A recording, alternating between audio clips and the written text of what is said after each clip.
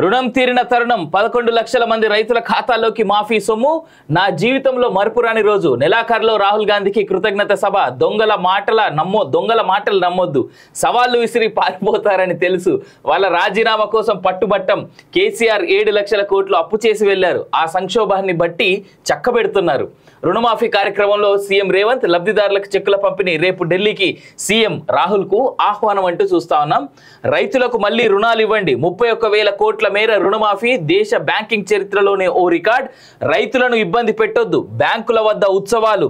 SLBC భేటీలో భట్టి. ప్రతి పైసా తిరిగి రైతులకు ఇవ్వాలి. ప్రత్యేక కౌంటర్లు ఏర్పాటు చేయాలి అంటూ తుమ్మల నాగేశ్వరరావు చేసినటువంటి స్టేట్మెంట్స్ కూడా చూస్తా ఉన్నాం. రుణమాఫీ రైతు ఖుషి. పల్లె పల్లెడా సంబరాలంటూ ట్రింగ్ సాయంత్రం 4 గంటలు దాటిన తర్వాత రాష్ట్రంలోని రైతుల ఫోన్ కు మెసేజ్. మీ బ్యాంక్ ఖాతాలో ఇంత మొత్తం పడిందంటూ సమాచారం. అంతే. దాదాపు 11 లక్షల మంది రైతుల ముఖాల్లో ఆనందం. ఏళ్లుగా పెండింగ్ లో ఉన్న బాకీ తీరిపోయిందనే సంతోషం. వానాకాలం పంట ముందు మరోసారి రుణం తీసుకువచ్చనే ఆశ. రాష్ట్ర వ్యాప్తంగా కాంగ్రెస్ శ్రేణుల సంబరం. కాంగ్రెస్ సర్కార్ చెప్పినట్లే చేసింది. సీఎం రేవంత్ మాట నిలబెట్టుకున్నారు. 15 ఆగస్టులోపే రుణమాఫీకి శ్రీకారం చుట్టారు. తొలి విడతగా గురువారం 1 లక్ష రూపాయలు రుణాలు మాఫీ అయ్యాయి.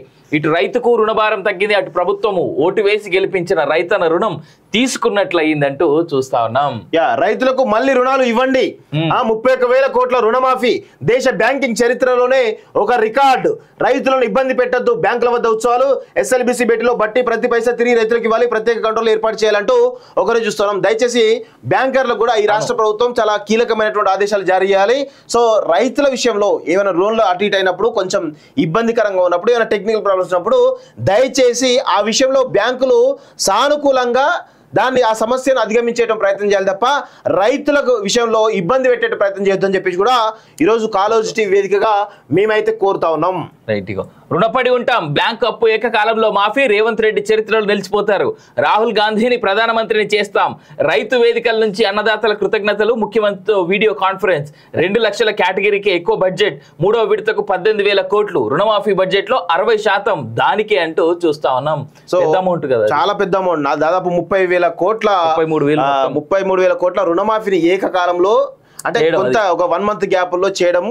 అది కూడా ఈ రాష్ట్ర ప్రభుత్వం ఖజానా మొత్తం కేసీఆర్ అంతా కూడా నెగిటివ్ బ్యాలెన్స్ లో తీసుకొచ్చినటువంటి పరిస్థితుల్లో కూడా చాలా జాగ్రత్తగా పన్నుల వసూలు విషయంలో కావచ్చు, అన్ని రకాల విషయాలు కావచ్చు, ఎక్కడ ఎంత ఖర్చు చేయాలి ఇబ్బడిముబ్బడిగా పెట్టకుండా రైతులకు సంబంధించినటువంటి అంశం చాలా కీలకమైన అంశం కాబట్టి ఫస్ట్ దాన్ని తీర్చేసిన తర్వాత మిగతా వాటితో పడదామనేటువంటి దాంట్లో ఈ రాష్ట్ర ప్రభుత్వం చేసినటువంటి ప్రయత్నాన్ని అందరం కూడా హర్షించాల్సినటువంటి అవసరం ఉంది. సరే, చాలా మంది కోడిగుడ్డు మీద ఈకలు పెట్టి పీకే ప్రయత్నం చేస్తూ ఉంటారు.